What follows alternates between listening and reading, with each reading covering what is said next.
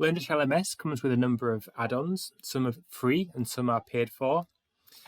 These extend the functionality of LearnDash and allow it to integrate with other plugins or services, things like WooCommerce, for example.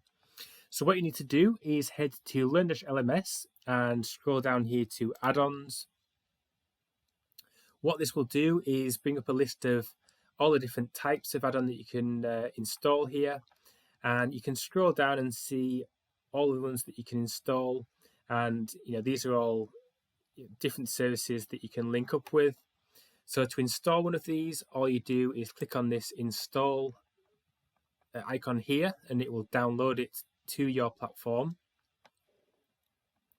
And then once it's installed, what you need to do is scroll up and find out which one that was, and then click on this activate option here.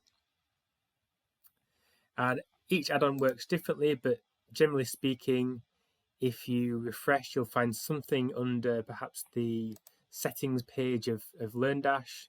So I just installed an integrity add-on there, and what that's done is added a new item within the settings section here that gives us some new functionality.